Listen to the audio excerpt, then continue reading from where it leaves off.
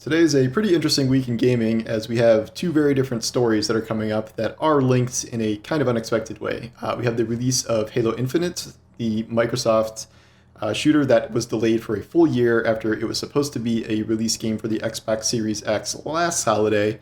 And then we have the 1 year anniversary of Cyberpunk 2077, a game that was delayed a few times before its release last year, and yet it came out and was badly unfinished. What this has produced is kind of a look at what happens when you delay a game and when you don't delay a game if both need some additional polishing. It was a big deal for Microsoft to delay Halo Infinite. That was supposed to be the flagship title for the Xbox Series X launch.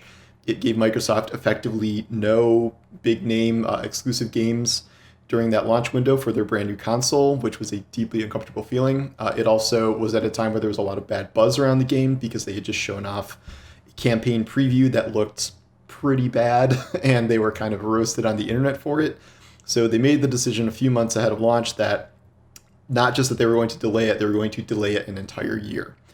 The end result of that is a release of Halo Infinite that looks like it is pretty much an unparalleled success in the current landscape. And that means both for the multiplayer and the campaign.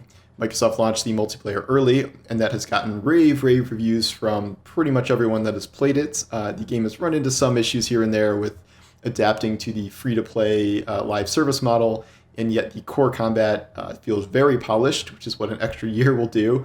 And then we had the release of the campaign this week, which was the main thing that looked so terrible a year ago.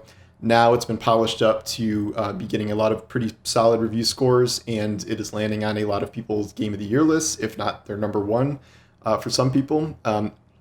So the result there was the delay was warranted. Microsoft listened to their team and understood that the game was not ready for launch, despite there were obvious pressures to get it out with the current landscape of the new console launch, except shortages made it so they couldn't really sell enough Xbox Series X and S's anyway, so there was no real kind of ill effect to delaying it that long, and the system has been selling well regardless.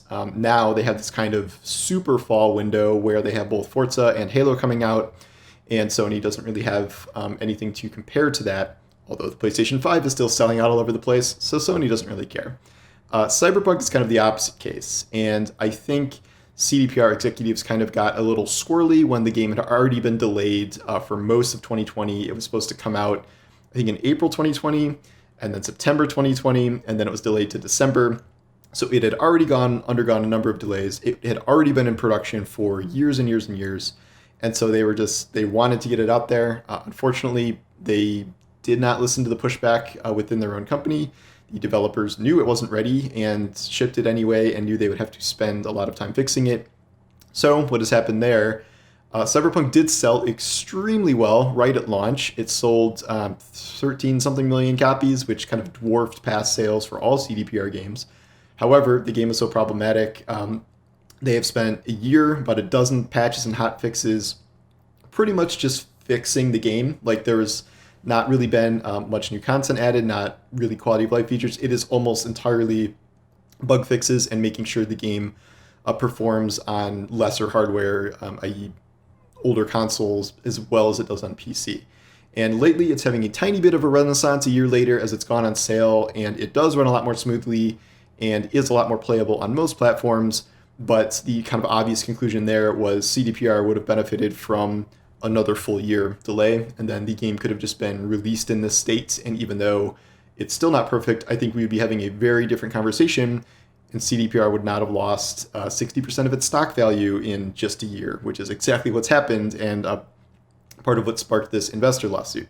The investors are about to settle. CDPR is finished, quote unquote, with the kind of initial year of fixes of the game, and they are moving into actual new content now, but they have a long way to come back, both in terms of player trust and getting the game kind of where people wanted it to be at launch. Whereas Halo Infinite, with its year delay, yes, it had some rough times and rough headlines a year ago when the delay was announced, and the state of the project was kind of in chaos, and the development's been prepared to other kind of high-profile failed projects like Anthem in terms of how chaotic it was, and yet the final product is very good. It's a success, and they did a great job with it, even though they had to kind of delay it massively and kind of freestyle things a bit towards the end there. And they have now laid a foundation for what is going to be a long, long road of future Halo updates for this entire generation, both in terms of single player and multiplayer. So when in doubt, delay your game.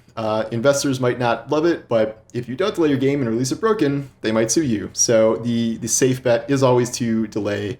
Players don't mind, players get used to it, and you shouldn't listen to pressure from your own executive team or from investors, because that has a way of just backfiring on you completely. So we will see what the next year holds for both of these games, but now it's definitely a good time to jump into Halo. Maybe don't jump into Cyberpunk until the next gen release early in 2022.